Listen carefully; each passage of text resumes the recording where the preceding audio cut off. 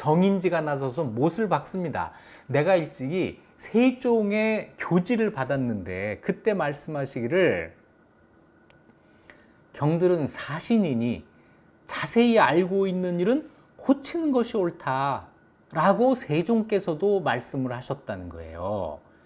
우리가 사신인데 근거가 없는 걸 알면서도, 이게 틀린 걸 알면서도 고치지 않는다면 이걸 어떻게 직필한다고 곧게 쓴 거라고 할 수가 있겠느냐. 이래서 이제 분위기가 거의 이호문이 쓴 사초를 없애는 쪽으로 가요. 그런데 황보인이 나서서 그건 좀 하는 거예요. 이건 큰일이니 마땅히 중의를 채택해야 한다. 다른 사람의 의견을 더 들어보고 합시다. 그러니까 최항과 정창손 두 사람, 비교적 젊은 사람들이 이렇게 이야기를 합니다. 이건 명백한 일이니까, 황희에 대한 기록이 잘못된 게 명백하니까 삭제해도 무방하지만, 다만 삭제해도 된다는 전례를 남기게 되면 앞으로 무슨 일이 일어날지 모릅니다. 이걸 경솔히 삭제해서는 안 됩니다.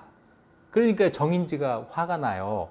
만일 그렇게 한다면 어떻게 역사를 닦는다? 이걸 수사라고 하거든요. 이거 닦을 숫자에 딱 점을 찍고 이걸 어떻게 닦는다고 할 수가 있느냐. 그랬더니 황보인도 뒤로 물러납니다. 이와 같이 큰 일은 하나라도 불감이 있으면 마땅히 정법을 따라서 삭제하지 않는 게 옳을 것 같습니다. 이렇게 된 거예요. 그래서 이 사람들은 다 이걸 삭제하려고 했는데 원칙의 문제, 사초는 삭제하면 안 된다는 원칙에 밀려서 이 사료가 살아난 거죠. 그래서 세종 10년 6월 25일 기사에 이호문에 그 사료가 들어가게 된 거예요. 자, 우리가 황희를 평가할 때 이호문의 그 평가를 믿을 것인가 말 것인가 하는 아주 중요한 선택의 기로에 서게 되죠. 그런데 말이에요, 이걸 안 믿을 이유가 없어요. 사료가 있는데 그걸 왜 믿지 않죠? 오히려 이 사료를 삭제해야 된다고 생각하는 그 사람들이 황희와의 개인적인 인정에 끌리고 있다고 볼 수도 있는 거잖아요. 그렇죠? 세종도 비슷한 평가를 합니다. 세종은 황희에 대해서 높은 평가를 했다고 말씀드렸죠?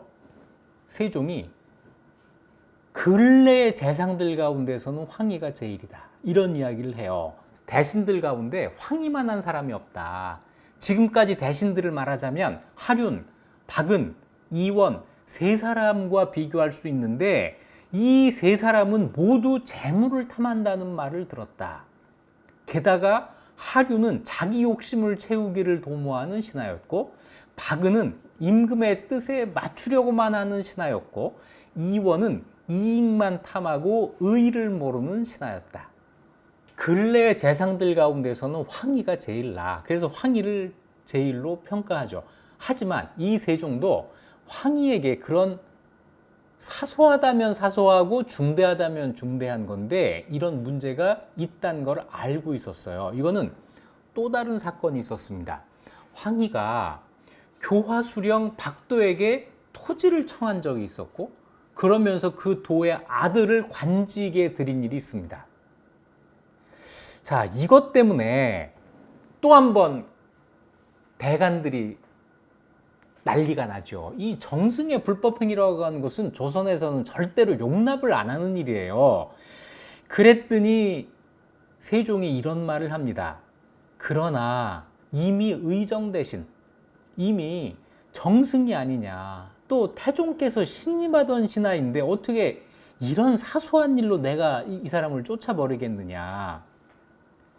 태종께서 황희의 제주를 사랑하시고 아끼시기를 지극히 하셨으니 내가 어찌 신진한 간신, 뭐냐면 새로 막 올라온 그런 신하의 말을 따라서 갑자기 이 사람을 쫓아낼 수가 있느냐.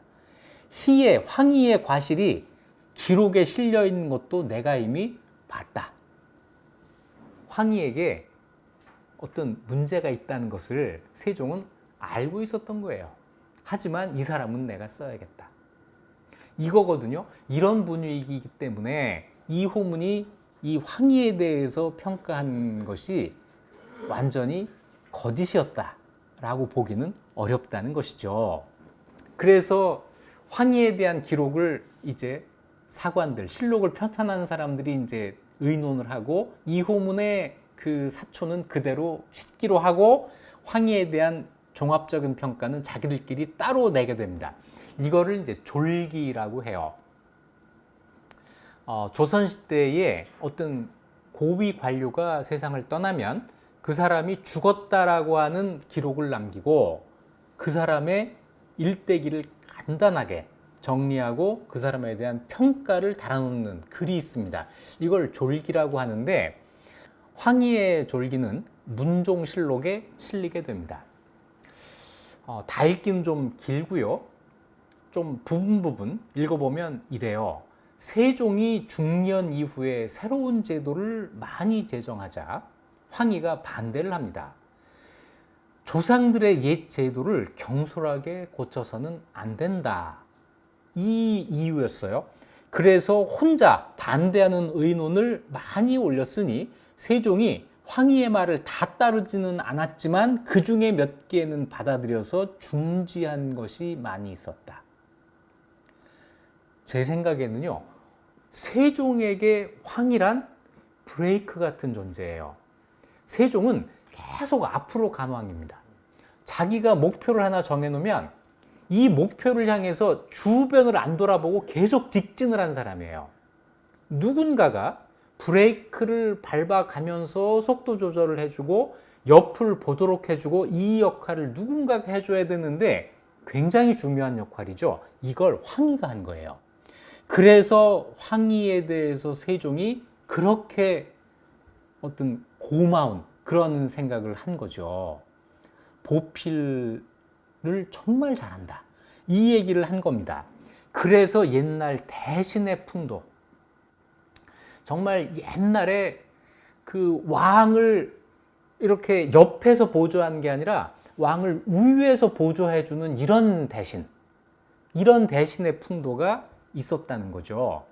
그리고 아주 관대한 사람이에요. 누구에게 형벌을 어떻게 내릴까 의논할 때는 언제나 관용하는 쪽으로, 형벌을 덜 주는 쪽으로 주장을 해서 사람들에게 차라리 형벌을 가볍게 해서 실수할지언정 억울한 형벌을 내릴 수는 없다.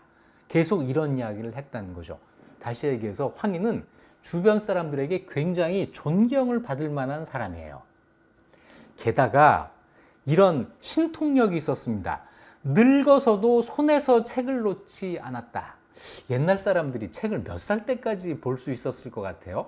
40대 이후에 노안오고 하면은 안경도 없을 때니까 책 보기 어렵잖아요. 늙어서까지 책을 놓지 않았다는 건 독서를 계속 했다는 건데 아주 신통한 방법이 있었습니다. 지금 해도 통할까요? 아주 신통한 시력 보호 방법.